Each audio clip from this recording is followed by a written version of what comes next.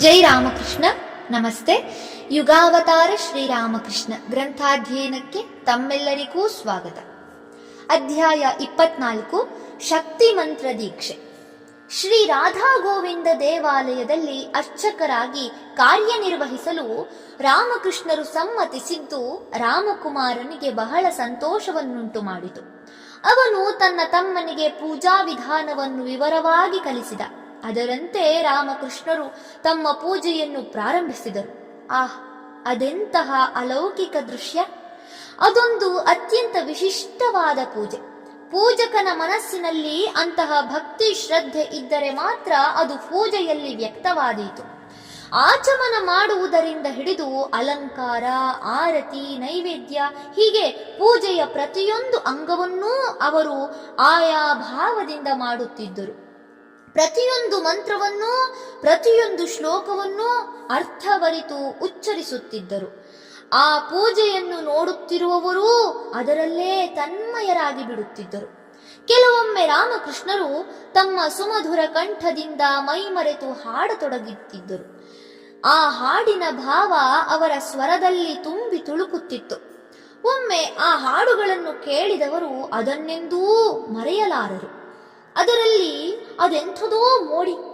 ಸಂಗೀತವನ್ನೂ ಶಾಸ್ತ್ರೀಯವಾಗಿ ಕಲಿತು ವರ್ಷಗಟ್ಟಲೆ ಅಭ್ಯಾಸ ಮಾಡಿದವರು, ಒಳ್ಳೆಯ ಧ್ವನಿಯೂ ಇರುವವರು ಬೇಕಾದಷ್ಟು ಜನ ಸಿಗುತ್ತಾರೆ. ಆದರೆ ಭಾವಪೂರ್ಣವಾಗಿ ಹಾಡಬಲ್ಲವರು? ಶ್ರೀರಾಮಕೃಷ್ಣರು ತಮ್ಮ ಹಾಡಿನ ಭಾವದಲ್ಲೇ ಸಂಪೂರ್ಣ ಪರವಶರಾಗಿ ಬಿಡುತ್ತಿದ್ದರು. ಮತ್ತು ಆ ಭಾವವು ಹೃದಯವನ್ನು ಸ್ಪರ್ಶಿಸುವಂತೆ ಮಾಡುವ ಶಕ್ತಿ ಅವರ ಕಂಠಸ್ವರದಲ್ಲಿತ್ತು. ಅದನ್ನಾಲಿಸಿದವರಿಗೆ ಭಾವವೇ ಸಂಗೀತದ ಜೀವಾಳವೆಂಬುದು ಸ್ಪಷ್ಟವಾಗಿ ಅರಿವಾಗುತ್ತಿತ್ತು. ಆದರೆ ಸಂಗೀತದ ಇತರ ಅಂಶಗಳಾದ ತಾಳ, ಲಯಗಳನ್ನು ಅವರು ಕಡೆಗಣಿಸಿದರೆಂದಲ್ಲ, ಬದಲಾಗಿ ಶ್ರುತಿ, ತಾಳ, ಲಯಗಳು ಆ ಹಾಡುಗಳ ಅವಿಭಾಜ್ಯ ಅಂಶಗಳಾಗಿದ್ದವು. ಎಂದರೆ ಹಾಡಿನ ಅರ್ಥದೊಂದಿಗೆ ಹೃದಯದ ಭಾವವು ಸಹಜವಾಗಿ ಸಮ್ಮಿಶ್ರಗೊಂಡು ಸಂಗೀತವನ್ನು ಮತ್ತಷ್ಟು ಆನಂದಕರವಾಗಿಸುತ್ತಿದ್ದವು. ರಾಮಕೃಷ್ಣರ ಹಾಡುಗಳು ಅಷ್ಟೊಂದು ಕರ್ಣಾನಂದಕರವಾಗಿರಲು ಮತ್ತೊಂದು ಕಾರಣವಿತ್ತು. ಅದೇನೆಂದರೆ ಹಾಡುತ್ತಾ ಹಾಡುತ್ತಾ ಅವರೇ ಅದರಲ್ಲಿ ಆಳವಾಗಿ ಮುಳುಗಿಬಿಡುತ್ತಿದ್ದರು. ಆಗ ಇತರರು ಅದನ್ನು ಆಲಿಸುತ್ತಿದ್ದಾರೆಂಬ ಪರಿವೆಯೇ ಅವರಿಗಿರುತ್ತಿರಲಿಲ್ಲ. ಅವರು ಹಾಡುತ್ತಿದ್ದುದು ಭಗವಂತನಿಗಾಗಿ, ಆತ್ಮಾನಂದಕ್ಕಾಗಿ ಮಾತ್ರ. ತಮ್ಮ ಹಾಡಿನಿಂದ ಇತರರನ್ನು ಖುಷಿಪಡಿಸುವ ಆಲೋಚನೆ ಅವರಿಗೆ ಬರುತ್ತಲೇ ಇರಲಿಲ್ಲ. ಹಾಡುಗಾರರು ಎಷ್ಟೇ ಭಕ್ತಿಯಿಂದ ಹಾಡಿದರೂ ಶ್ರೋತೃಗಳ ಮೆಚ್ಚುಗೆಯ ನಿರೀಕ್ಷೆ ಅವರ ಮನದಲ್ಲಿ ಕಿಂಚಿತ್ತಾದರೂ ಇರುತ್ತದೆ. ಶ್ರೀರಾಮಕೃಷ್ಣರು ತಮ್ಮ ಹಾಡನ್ನು ಕೇಳಿ ಯಾರಾದರೂ ಅದನ್ನು ಶ್ಲಾಘಿಸಿದರೂ ಅದು ಹಾಡಿನ ಭಾವಕ್ಕೆ, ಅರ್ಥಕ್ಕೆ ಸಂದ ಶ್ಲಾಘನೆ ಎಂದು ಭಾವಿಸುತ್ತಿದ್ದರೆ ಹೊರತು ತಮ್ಮ ಹಾಡುಗಾರಿಕೆಗೆ ಸಂದದ್ದೆಂದು ಎಂದಿಗೂ ತಿಳಿಯುತ್ತಿರಲಿಲ್ಲ. ಅವರು ಹಾಡುವುದನ್ನು ಕಣ್ಣಾರೆ ಕಂಡವರಿಗೆ ಅದೊಂದು ಅಪೂರ್ವ ಅನುಭವವೇ ಆಗಿರುತ್ತಿತ್ತು. ರಾಸಮಣಿ ಕಲ್ಕತ್ತದಿಂದ ದಕ್ಷಿಣೇಶ್ವರಕ್ಕೆ ಬಂದಾಗಲೆಲ್ಲ ಅವರಿಂದ ಹಾಡಿಸಿ ಆನಂದದಲ್ಲಿ ಮಿಂದು ಹಿಂದಿರುಗುತ್ತಿದ್ದಳು. ರಾಮಕೃಷ್ಣರ ಪೂಜೆಯೂ ಅಷ್ಟೇ ಅದ್ಭುತವಾಗಿತ್ತು. ಒಮ್ಮೆ ಪೂಜೆಗೆ ಕುಳಿತು ಬಿಟ್ಟರೆಂದರೆ ಯಾರಾದರೂ ಹತ್ತಿರ ಬಂದರೂ ಗೊತ್ತಾಗುತ್ತಿರಲಿಲ್ಲ, ಮಾತನಾಡಿಸಿದರೂ ಕೇಳಿಸುತ್ತಿರಲಿಲ್ಲ. ಪೂಜಾ ವೇಳೆಯಲ್ಲಿ ಅಂಗನ್ಯಾಸ, ಕರನ್ಯಾಸಗಳನ್ನು ಮಾಡುವಾಗ ಉಜ್ವಲ ವರ್ಣಗಳಿಂದ ಶೋಭಿಸುವ ಮಂತ್ರಾಕ್ಷರಗಳು ತಮ್ಮ ದೇಹದಲ್ಲಿ ಆವಿರ್ಭಾವವಾಗುವುದನ್ನು ಅವರು ಕಣ್ಣಾರೆ ಕಾಣುತ್ತಿದ್ದರು. ಸುರುಳಿಸುತ್ತಿದ್ದ ಹಾವಿನ ರೂಪದಲ್ಲಿರುವ ಕುಂಡಲಿನಿ ಶಕ್ತಿಯು ತಮ್ಮ ದೇಹದ ಯಾವ ಯಾವ ಭಾಗದ ಮೂಲಕ ಹಾದು ಹೋಗುವುದೋ ಅವೆಲ್ಲ ನಿರ್ಜೀವವಾದಂತೆ ಜಡವಾಗುವುದನ್ನು ಅನುಭವಿಸುತ್ತಿದ್ದರು. ಪೂಜಾ ಪದ್ಧತಿಗೆ ಅನುಸಾರವಾಗಿ ರಂ ಇತಿ ಜಲಧಾರಯ ವಹ್ನಿ ಪ್ರಾಕಾರಂ ವಿಚಿಂತ್ಯ ಎಂದು ಹೇಳುತ್ತಾ ಸುತ್ತಲೂ ಜಲ ಪ್ರೋಕ್ಷಣೆ ಮಾಡುತ್ತಿದ್ದಂತೆಯೇ, ಅಂದರೆ ಪೂಜಕನು ರಂ ಮಂತ್ರವನ್ನುಚ್ಚರಿಸಿ ತನ್ನ ಸುತ್ತಲೂ ನೀರನ್ನು ಚಿಮುಕಿಸುತ್ತಾನೆ. ಪೂಜಾ ಸ್ಥಾನವು ಅಗ್ನಿಯಿಂದ ಆವೃತವಾಗಿರುವುದರಿಂದ ಯಾವ ವಿಘ್ನವೂ ಅದರೊಳಗೆ ಪ್ರವೇಶಿಸಲಾರದೆಂಬುದು ಮಂತ್ರಾರ್ಥ. ತಮ್ಮ ಸುತ್ತಲೂ ಅಗ್ನಿಯು 100 ಕೆನ್ನಾಲಿಗೆಗಳನ್ನು ಚಾಚಿ ಅಭೇದ್ಯ ಕೋಟೆಯಂತೆ ನಿಂತು ವಿಘ್ನಗಳಿಗೆ ತಡೆಯೊಡ್ಡುವುದನ್ನು ಕಾಣುತ್ತಿದ್ದರು. ಅವರ ಶರೀರ ದಿವ್ಯ ಕಾಂತಿಯಿಂದ ಶೋಭಿಸುತ್ತಿತ್ತು.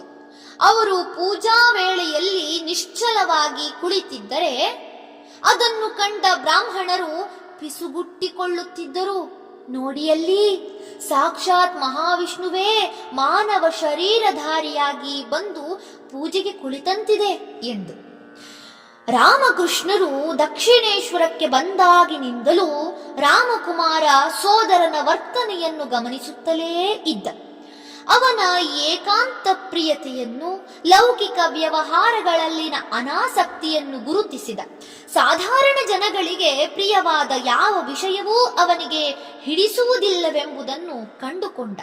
ಇದೆಲ್ಲ ರಾಮಕುಮಾರನಿಗೆ ಕಳವಳ ತಂದಿತು. ಮೊದಲು ಅವನು ಬಹುಶಃ ಇವನು ಅಮ್ಮನ ಬಗ್ಗೆಯೇ ಚಿಂತಿಸುತ್ತಿರಬೇಕು, ಎಷ್ಟಾದರೂ ಅಮ್ಮನ ಮುದ್ದಿನ ಮಗನಲ್ಲವೇ, ಊರಿಗೊಮ್ಮೆ ಹೋಗಿ ಬರುವ ಆಸೆ ಇರಬಹುದು ಎಂದು ಭಾವಿಸಿದ. ರಾಮಕೃಷ್ಣರು ಪಂಚವಟಿಯಲ್ಲಿ ಮೌನವಾಗಿ ಕುಳಿತಿರುವುದನ್ನು, ಸಮಯ ಸಿಕ್ಕಾಗಲೆಲ್ಲ ಗಂಗೆಯ ದಡದ ಮೇಲೆ ಅತ್ತಿಂದಿತ್ತ ಇತ್ತಿಂದತ್ತ ಒಬ್ಬರೇ ಅಡ್ಡಾಡುವುದನ್ನು, ಇಲ್ಲವೇ ಪಂಚವಟಿಯ ಸುತ್ತಲಿನ ಅರಣ್ಯದಲ್ಲಿ ಗಂಟೆಗಟ್ಟಲೆ ಇರುವುದನ್ನು ನೋಡಿದ. ಆದರೆ ರಾಮಕೃಷ್ಣರೇನೂ ಊರಿಗೆ ಹಿಂದಿರುಗುವ ಬಗ್ಗೆ ಪ್ರಸ್ತಾಪಿಸಲಿಲ್ಲ. ರಾಮಕುಮಾರ ತಾನಾಗಿಯೇ ಆ ವಿಷಯವನ್ನೆತ್ತಿದರೂ ಅವರು ಅದರಲ್ಲಿ ಆಸಕ್ತಿ ತೋರಿಸಲಿಲ್ಲ. ಆಗ ರಾಮಕುಮಾರ ತಮ್ಮನನ್ನು ಊರಿಗೆ ಕಳುಹಿಸುವ ಆಲೋಚನೆಯನ್ನು ಬಿಟ್ಟುಬಿಟ್ಟ. ಆದರೆ ಅವನಿಗನ್ನಿಸಿತು, ಈಗಾಗಲೇ ನನಗೆ ಸಾಕಷ್ಟು ವಯಸ್ಸಾಗುತ್ತಾ ಬಂದಿತು. ದಿನೇ ದಿನೇ ದೇಹ ಶಿಥಿಲವಾಗುತ್ತಿದೆ. ಇನ್ನು ಇದರ ಆಯಸ್ಸು ಇನ್ನೆಷ್ಟು ದಿವಸವೋ ಏನೋ. ಅದು ಮುಗಿಯುವುದರೊಳಗಾಗಿ ನಾನು ನನ್ನ ಕರ್ತವ್ಯಗಳನ್ನೆಲ್ಲ ಮಾಡಿ ಮುಗಿಸಿಬಿಟ್ಟರೆ ಆಮೇಲೆ ನಿಶ್ಚಿಂತೆಯಾಗಿ ಹೊರಡಬಹುದು. ಇನ್ನು ಗದಾಧರನನ್ನು ತನ್ನ ಕಾಲ ಮೇಲೆ ನಿಂತುಕೊಳ್ಳುವಂತೆ ಮಾಡಿಬಿಟ್ಟರೆ ನಾನು ಗೆದ್ದೆ. ಆ ವೇಳೆಗೆ ರಾಮಕೃಷ್ಣರು ಮಥುರನಾಥನ ಮಾತಿಗೊಪ್ಪಿ ದೇವಾಲಯದಲ್ಲಿ ಕೆಲಸ ಮಾಡಲು ಸಮ್ಮತಿಸಿದ್ದರಿಂದ ಅವನಿಗೆ ಅತೀವ ಸಮಾಧಾನವಾಯಿತು. ತಮ್ಮ ಪಾಲಿನ ಕರ್ತವ್ಯವನ್ನು ರಾಮಕೃಷ್ಣರು ಸರಿಯಾದ ರೀತಿಯಲ್ಲಿ ನಿರ್ವಹಿಸುವುದನ್ನು ಕಂಡು ನಿಶ್ಚಿಂತನಾದ. ಇನ್ನು ಇವನಿಗೆ ಎಲ್ಲ ಪೂಜಾ ವಿಧಾನಗಳನ್ನು ಕಲಿಸಿಕೊಟ್ಟು ನಿಷ್ಣಾತನನ್ನಾಗಿ ಮಾಡಿದರೆ ಮತ್ತಾವ ಯೋಚನೆಯೂ ಇಲ್ಲ ಎಂದು ಭಾವಿಸಿದ. ಈಗ ರಾಮಕುಮಾರ ತನ್ನ ಸೋದರನಿಗೆ ಚಂಡೀ ಪಠಣವನ್ನೂ ಕಾಳಿಕಾದೇವಿಯ ಪೂಜಾ ವಿಧಾನವನ್ನೂ ಬೋಧಿಸಿದ. ತಾನು ಎಂದಾದರೂ ಪೂಜೆ ಮಾಡಲು ಸಾಧ್ಯವಾಗದಿದ್ದರೆ ತಮ್ಮನಿಗೆ ಅದನ್ನು ಒಪ್ಪಿಸಬಹುದೆಂಬ ಆಲೋಚನೆ ಅವನದು. ರಾಮಕೃಷ್ಣರು ಶೀಘ್ರದಲ್ಲೇ ಅದನ್ನೆಲ್ಲ ಕಲಿತು ಮುಗಿಸಿದರು. ದೇವಿಯ ಪೂಜೆ ಮಾಡುವವರು ಶಕ್ತಿ ಮಂತ್ರವನ್ನು ಪಡೆದಿರಬೇಕೆಂಬುದು ನಿಯಮ.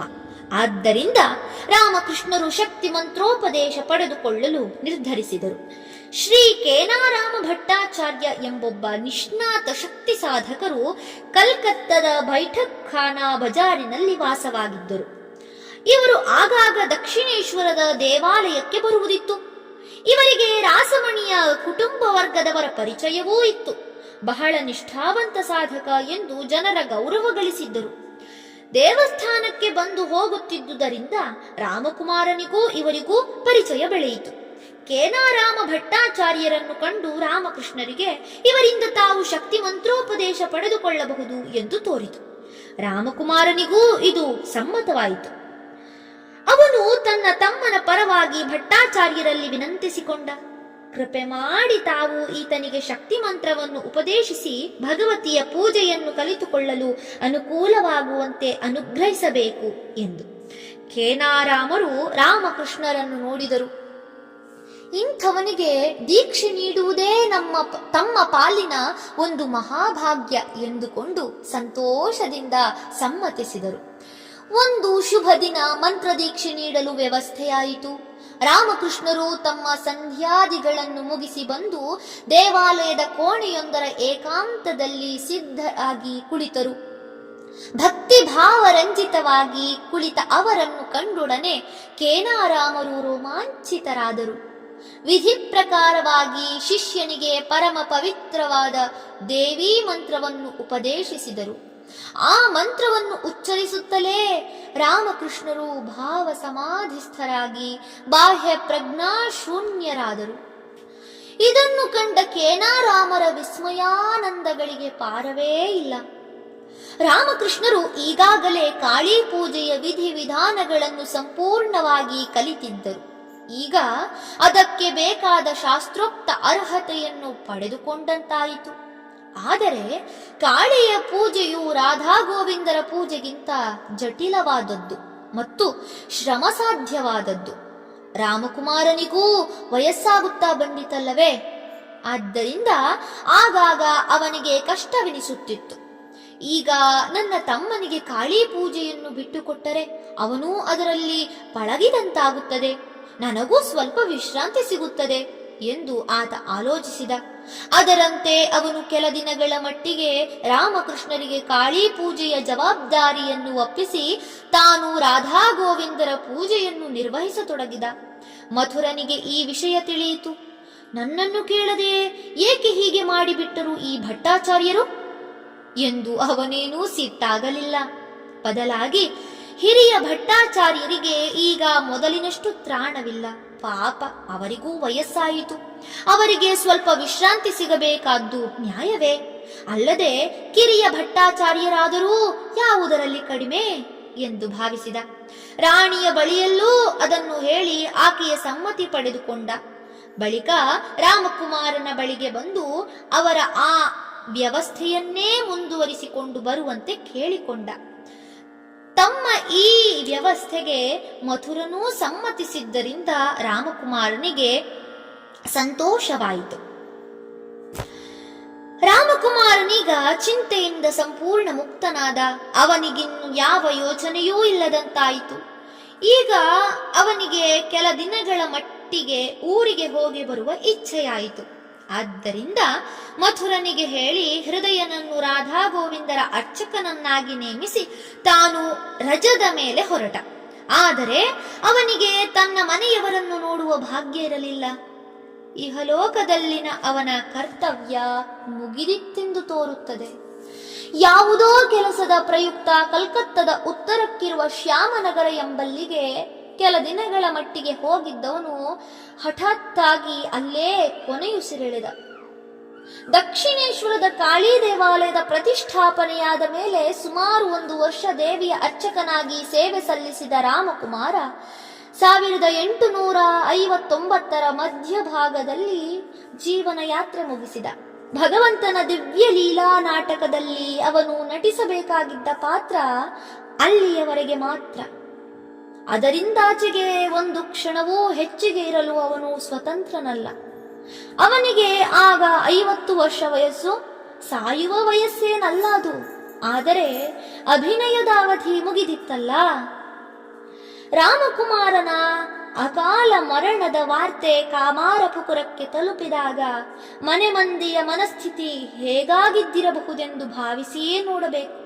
4 ಕಾಸು ಹೆಚ್ಚು ಸಂಪಾದಿಸಿ ಮನೆ ವಾರ್ತೆಯ ಸ್ಥಿತಿಯನ್ನು ಸುಧಾರಿಸಲೆಂದು ಮನೆಯಿಂದ ಹೊರಟ ಮಗನ ವಿಷಯವಾಗಿ ಇಂತಹ ವಾರ್ತೆ. ವೃದ್ಧೆ ಚಂದ್ರಮಣಿಯ ಮೇಲೆ ಹಿರಿಯ ಮಗನ ಮರಣ ದೊಡ್ಡ ಆಘಾತವನ್ನೇ ಉಂಟು ಮಾಡಿತು. ತಾಯಿಯನ್ನು ಕಳೆದುಕೊಂಡೇ ಹುಟ್ಟಿದ ಅಕ್ಷಯರಾಮ ಈಗ ತಂದೆಯನ್ನೂ ಕಳೆದುಕೊಂಡು ತಬ್ಬಲಿಯಾದ. ಅವನಿಗಿನ್ನು ಚಿಕ್ಕಪ್ಪ ರಾಮೇಶ್ವರನೇ ದಿಕ್ಕು. ಮುದುಕಿ ಚಂದ್ರಮಣಿ ದುಃಖಿಸಿದಳು. ವೃದ್ಧಾಪ್ಯದಲ್ಲಿ ಮಗನ ಸಾವು ಕಾಣಬೇಕಾದ ಸಂಕಟ ಒಂದು ಕಡೆಯಾದರೆ, ಆ ಮಗ ಕಣ್ಣು ಕಾಣದ ಊರಲ್ಲಿ ದಿಕ್ಕಿಲ್ಲದವರಂತೆ ದೇಹ ಬಿಡುವಂತಾಯಿತಲ್ಲ ಎಂಬ ದುಃಖ ಇನ್ನೊಂದು ಕಡೆ. ದುಃಖಿಸುವಷ್ಟು ದುಃಖಿಸಿದಳು ಚಂದ್ರಮಣಿ. ಬಳಿಕ ಮೆಲ್ಲನೆ ತನ್ನ ಮನಸ್ಸನ್ನು ದೂರದ ಊರಿನಲ್ಲಿರುವ ಪ್ರಿಯ ಪುತ್ರ ಗದಾಧರನ ಕಡೆಗೆ ಹರಿಸಿ ಸಮಾಧಾನ ತಂದುಕೊಳ್ಳಲೆತ್ನಿಸಿದಳು ಮತ್ತು ಮೊದಲಿಗಿಂತ ಹೆಚ್ಚಾಗಿ ಭಗವನ್ನಾಮ ಜಪದಲ್ಲಿ ನಿರತಳಾದಳು. ಜೀವನದಲ್ಲಿ ಅನಿವಾರ್ಯವಾದ ದುಃಖ ಪರಂಪರೆಗಳ ಆಘಾತವನ್ನು ಸಹಿಸಲು ಭಗವನ್ನಾಮ ಜಪ, ಭಗವತ್ ಚಿಂತನೆ, ಭಗವತ್ ಸೇವೆಗಳೇ ಸುಲಭ ಸಾಧನಗಳು. ಧನ್ಯವಾದಗಳು. ಇಂದಿಗೆ ಅಧ್ಯಾಯ 24 ಸಂಪೂರ್ಣವಾಯಿತು. ಮುಂದಿನ ಸಂಚಿಕೆಯಲ್ಲಿ ಹೊಸ ಅಧ್ಯಾಯವನ್ನು ಪ್ರಾರಂಭಿಸೋಣ. ಸರ್ವೇ ಜನ ಸುಖಿನೋ ಭವಂತು. ಜೈ ಶ್ರೀಮಾತಾ.